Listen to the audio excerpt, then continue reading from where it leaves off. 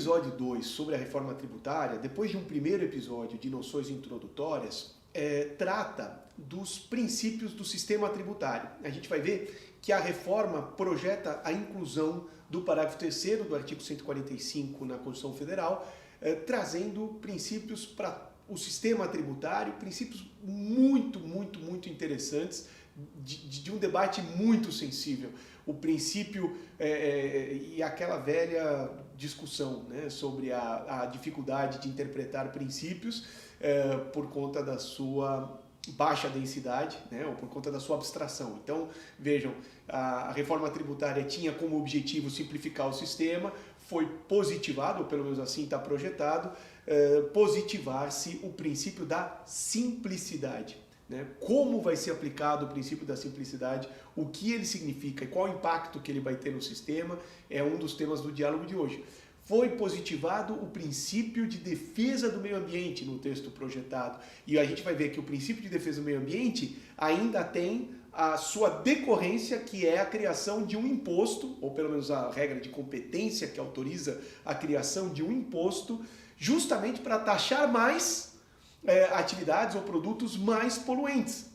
Né? Então, que seria um imposto com uma característica extrafiscal para desestimular condutas que poluem o meio ambiente. Princípio da transparência, princípio da cooperação, todos esses são princípios do sistema e nós vamos debater, eu e o Thiago, hoje, isso no episódio de hoje, para que quem assistiu o diálogo saia com uma compreensão de quais são esses princípios que foram inseridos no texto da reforma, como é que eles vão ser interpretados e quais os desafios de aplicação desses princípios daqui para frente, né, ou pelo menos da aprovação da reforma para frente. A gente sabe que a reforma foi da Câmara para o Senado, foi aprovada no Senado, voltou para a Câmara porque houve algumas alterações e nós estamos acompanhando isso para e passo. O tema dos princípios é super importante, esse é um diálogo muito relevante que faz a análise desses princípios, como eu disse, do parágrafo 3º, que vai ser inserido no artigo 145, a ser mantido assim o texto da reforma. Então, uma reflexão importante, atual, de uma mudança relevante da reforma tributária. Esse é o nosso episódio 2 sobre a reforma tributária. A gente fez o 1 com as noções introdutórias e nós vamos agora começar a analisar a PEC 45. Né? Então, nós estamos no final de 2023 e a PEC atualmente está de volta para a Câmara dos Deputados, após a aprovação no Senado. O Senado fez algumas alterações, voltou para a Câmara, mas nós já temos um texto bem desenvolvido, bem maduro. E o tema de hoje, Thiago, é o tema dos princípios da reforma, os princípios que orientaram a reforma. E aí, como todas as vezes que a gente estuda uma lei ou um projeto de lei, a questão principiológica é importante, porque mostra o que é que informou a elaboração daquele determinado projeto e vai nos ajudar a interpretá-lo lá na frente. Então, Thiago, se você puder falar para a gente assim, quais são os princípios que orientaram a reforma e como é que eles interferiram na produção do texto da PEC 45. Obrigado, Henrico. É interessante porque quando eu comecei a estudar a PEC, o contexto era quais os princípios que informarão o projeto de reforma à Constituição. Mas eu quero abordar um outro assunto e isso decorre da própria PEC 45, que introduziu princípios específicos na Constituição.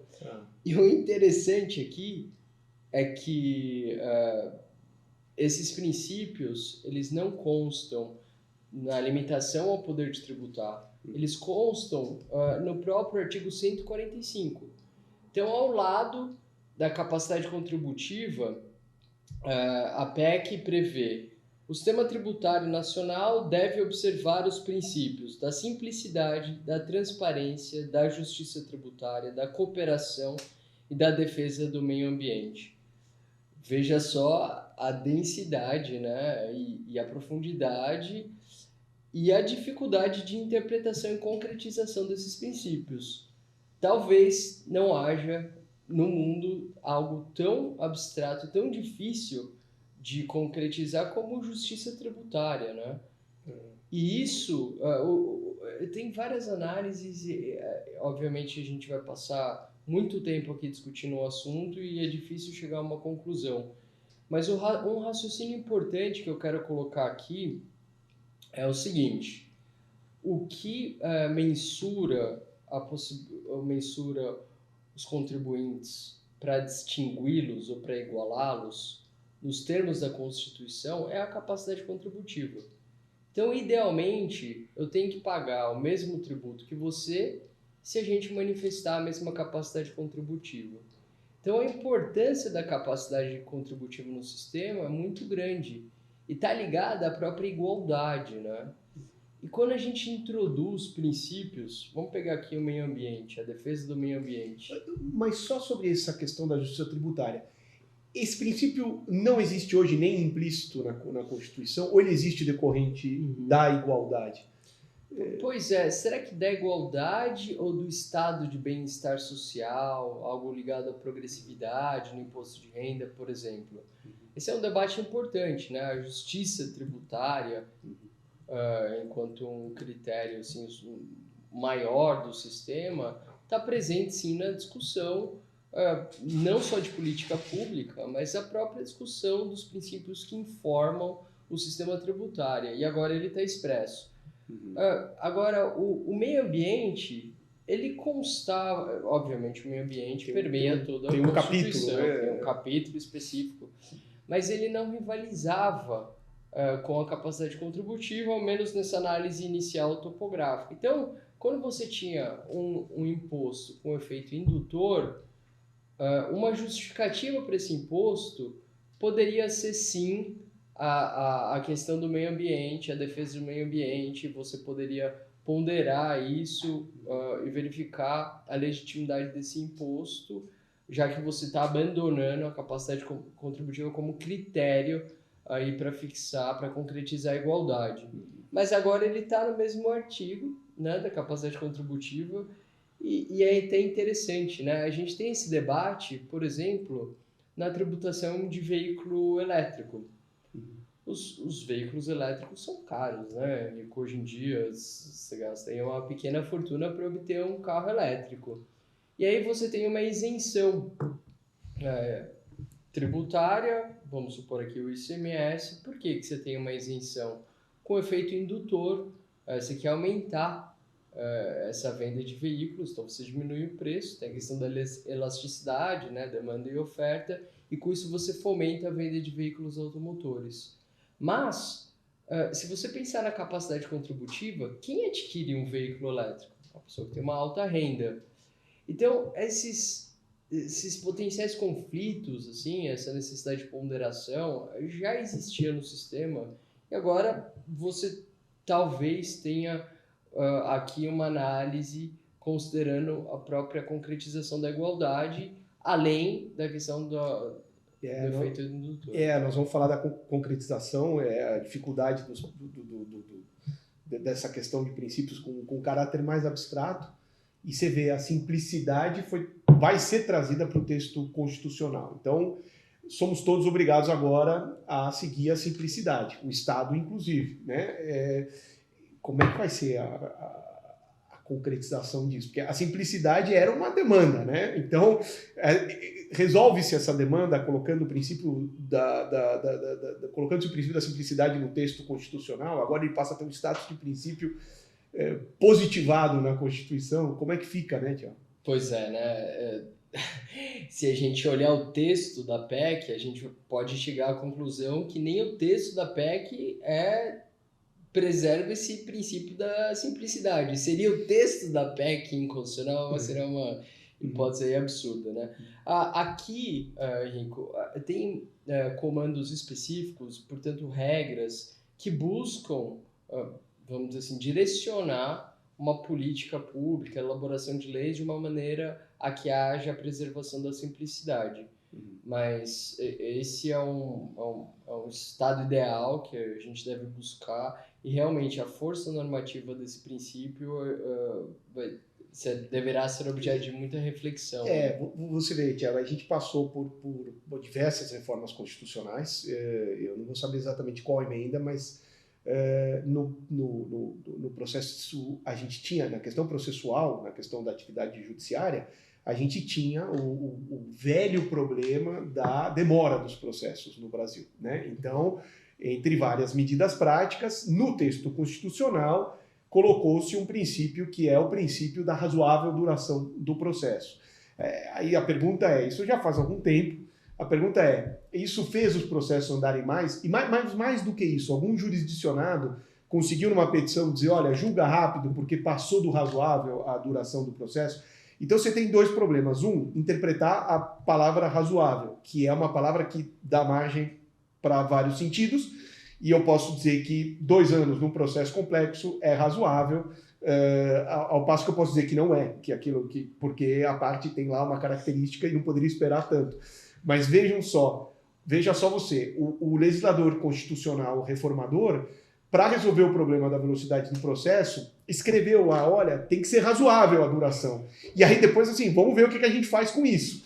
Né? Então você vê, é uma coisa, eu estou fazendo um paralelo, porque a reforma, sempre uma das demandas para se fazer uma reforma tributária, era uma demanda para reduzir a complexidade do sistema. Né? Então, vem lá o legislador reformador na PEC e coloca, olha, agora temos o princípio da simplicidade, vamos ver o que fazer com isso. E aí você pontuou uma coisa curiosa.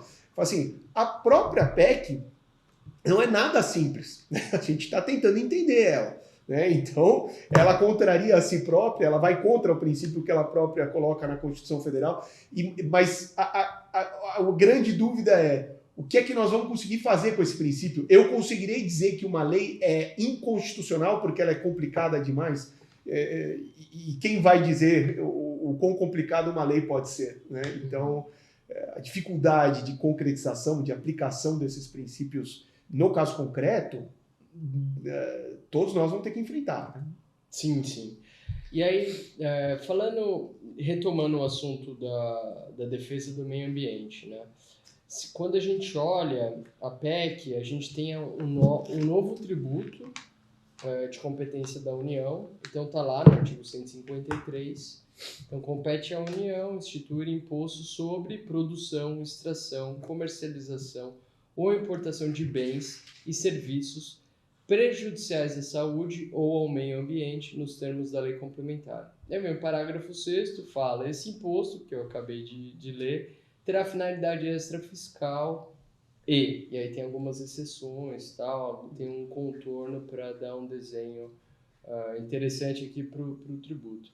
Agora, um primeiro ponto em relação a essa regra de competência é que esse texto já está infinitamente melhor do que o texto que veio da Câmara dos Deputados. Então, aqui, o Senado atuou e limitou a competência da União, porque era um texto muito mais amplo o anterior. Que é esse que está voltando para a Câmara, entre outros, para ser avaliado. Exatamente. E melhorou no Senado. Melhorou. Por que melhorou? Primeiro, está menos amplo, né? Ele está falando de prejudiciais à saúde ou ao meio ambiente nos termos da lei complementar. Então, a lei complementar, possivelmente... vai regular. Vai ter talvez uma lista, enfim. E outra, indica objetivamente que aqui, esse tributo, ele terá uma finalidade específica, extrafiscal. E aí a gente vai entrar numa discussão muito difícil, porque nenhum tributo tem uma finalidade apenas. Ele sempre vai ter uma arrecadação ali, embora a preponderância exigida pela Constituição aqui seria uma finalidade extrafiscal. Essa finalidade vai informar outras coisas na legislação que instituiu o imposto, provavelmente até uma possibilidade de manipulação de alíquotas conforme a periculosidade do que vier, da operação que vier a ser tributada. Né? Então, eu acho que o caráter extrafiscal mostra que o objetivo será inibir agressões ao meio ambiente ou coisa assim, ou pelo menos cobrar por isso. Né? Isso, dirigir, né, o comportamento ali por meio da fixação da tributação, que interfere no preço, e dependendo da elasticidade, isso pode interferir ou não. O correto seria a gente dizer que é preponderantemente extrafiscal, mas evidentemente que há uma finalidade arrecadatória. Exato. Aí tem algumas questões interessantes, né?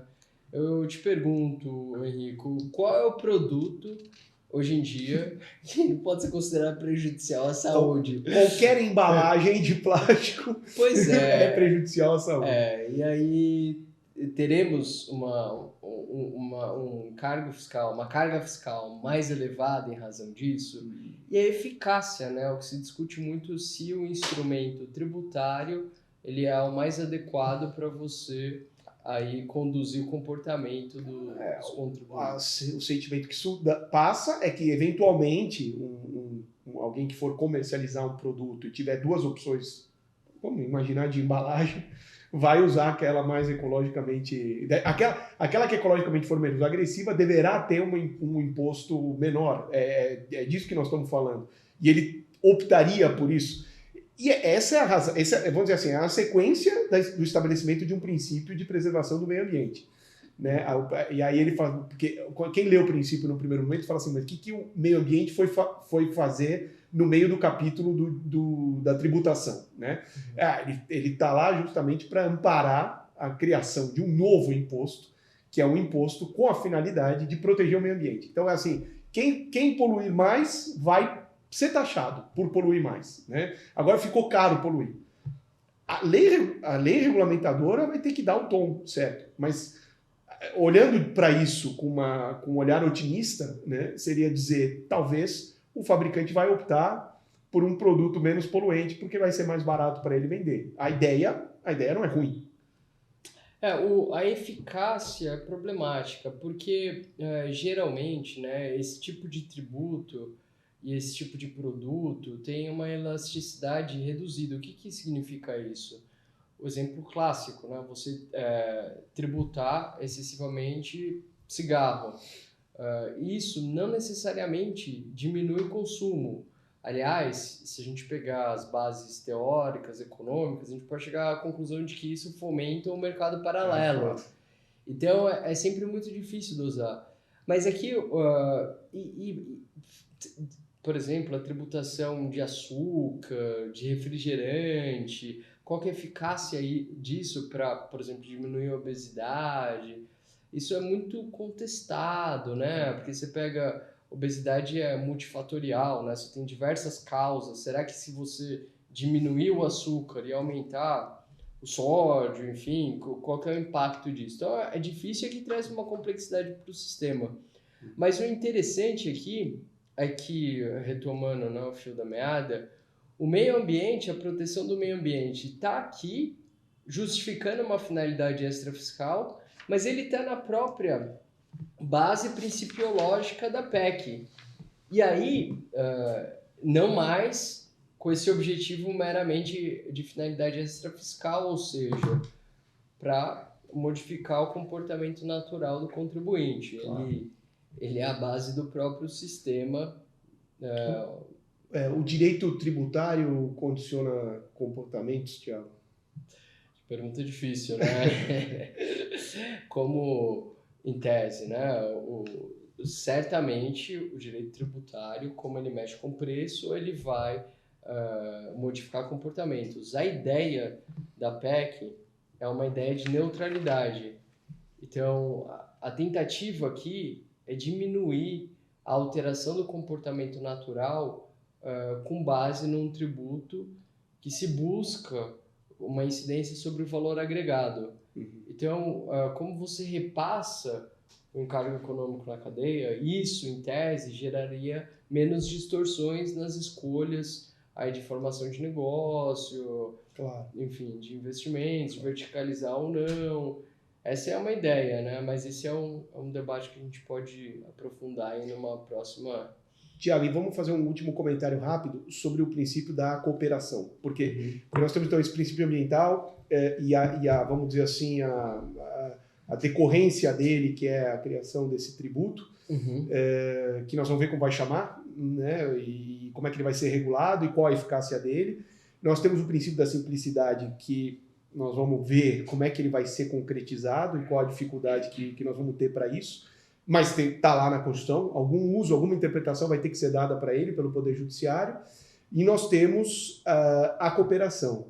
O que a cooperação quer dizer? É uma preparação da PEC para essa interação que os estados vão ter que ter, e municípios, na repartição de receitas e tudo mais, já que o imposto agora vai centralizar a federação numa arrecadação única, né, centralizada, ou tem algum outro significado?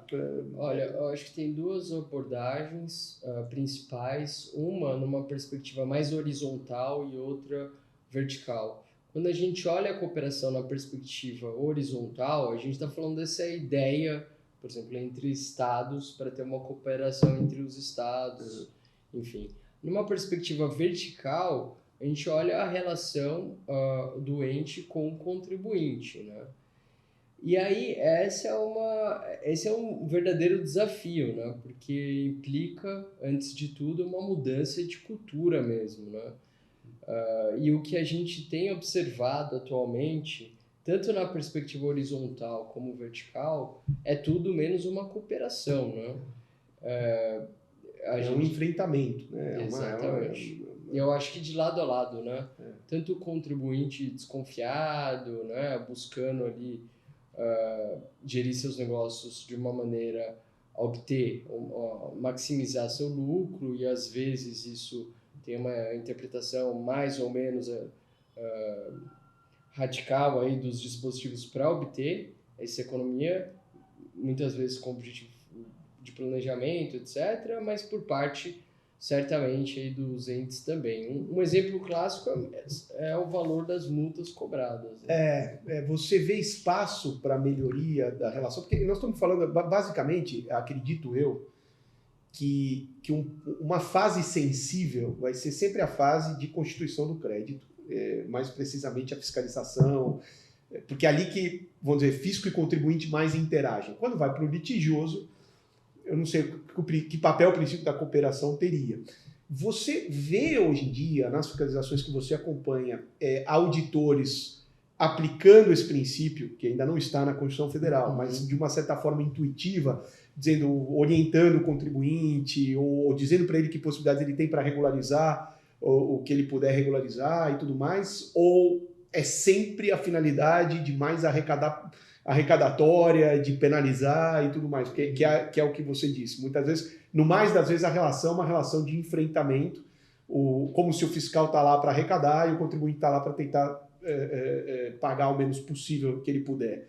Né? Então, você vê isso sendo aplicado hoje, e a outra pergunta é se você acha que, com esse princípio na Constituição Federal, a fiscalização vai ter uma outra postura, e aí, quem sabe, migramos para um cenário de diálogo mais aberto entre contribuintes e fiscalização, tipo, vamos todos recolher o que é justo, né? E ninguém vai ser penalizado mais do que deve, e assim o nosso sistema vai ser mais harmônico. Né? Assim, já há mecanismos, iniciativas, principalmente iniciativas legislativas, né? Para a concretização da cooperação. Por exemplo, nas normas de preço de transferência, que houve uma alteração brutal, né, do nosso sistema, agora o Brasil adota o princípio arm's length para precificar essa operação entre partes ligadas, né?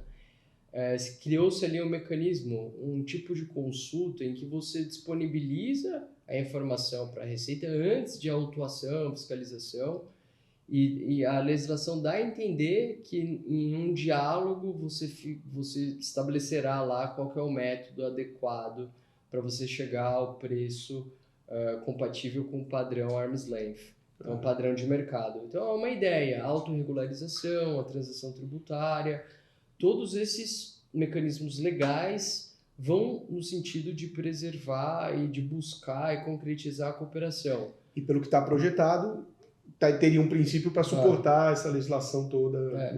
Mas é difícil, né? Porque culturalmente e a prática, quando eu vou frisar isso, né? Porque é um escândalo, né? O tipo de multa que é aplicada, principalmente na legislação do ICMS, já chegou a ver aqui 800% de multa, coisas...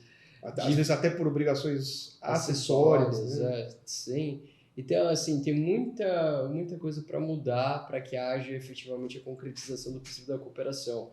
Mas eu acho que é interessante ter na Constituição expressamente agora o princípio da cooperação junto com o princípio da transparência, que é preciso fazer uma leitura aí conjunta, né? Porque você precisa ter uma transparência nessa relação para que haja cooperação, para que haja confiança. As coisas são um pouco ligadas, né? Talvez esse tenha uma carga um pouco ainda utópica, né? Vamos ver como é que vai se desenvolver o princípio da transparência, né? Assim, dizer, o contribuinte, como o contribuinte pode usar isso, assim, obviamente que a transparência do Estado para o contribuinte, então fiscalizações claras, com objetivos claros, com intimações claras, né? E o contribuinte apresentando também com toda a transparência a sua documentação, né, para que se discuta, para que ele seja corretamente apenado, não, por exemplo, com 800% pelo descumprimento de uma obrigação acessória ou por um erro, né, de um sistema que viola a simplicidade, que muitas vezes é um erro excusável na complexidade do sistema, sem má fé, né? Então, aliás, esse foi um princípio que eu não vi nessa série de princípios, o princípio da boa-fé. Então, eu não sei se o Congresso chegou a pensar em inserir também esse, mas esse daí é um princípio que acho que já informa o sistema inteiro. Mas eu acho que a gente passou por tudo. Simplicidade, transparência e cooperação, justiça tributária, com essa característica que você falou, um princípio fino, importante, já meio que incorporado na capacidade contributiva e na igualdade, e o princípio da defesa do meio ambiente, que é uma novidade, né? E que agora o tributo vai ter essa finalidade extrafiscal, como a própria Constituição dirá, se o texto projetado assim for aprovado, terá um imposto agora para carregar mais a tributação em quem polui ou prejudica mais o meio ambiente. A questão da justiça tributária, né? Como a gente já tem a capacidade contributiva e vem a justiça tributária, acho que ali vai precisar de uma diferenciação dogmática, e eu estou entendendo aqui que a justiça tributária talvez esteja mais ligada com o bem-estar social, questão da desigualdade, enfim. Vamos ver como vai ser essa construção. Mas está aí, né? Há esperança. Há esperança, não, muito bom. Você vê que os princípios que informam a reforma tributária estão, em boa parte deles, os principais positivados no texto da Constituição Federal. Isso tem consequências, tanto na aplicação da legislação da Constituição, como na concepção e na aplicação da legislação infraconstitucional. Então, é uma novidade importante. Será o parágrafo 3º do artigo 145. A inclusão do parágrafo 3º no artigo 145 da Constituição Federal. Exatamente. Tá bom. Então, aqui não vale só para os tributos sobre o consumo, né? Aqui vale para o sistema. Para o sistema tributário. Tá bom. Já ainda vão ter muitos episódios, né, para passar essa emenda inteira, mas muito bom. Os princípios tão bem explicados. Vamos esperar o que vai acontecer na Câmara. Vamos ver como é que a Câmara vai reagir a esse tributo do meio ambiente e continuamos. Seguimos para o próximo. Legal. Valeu, obrigado.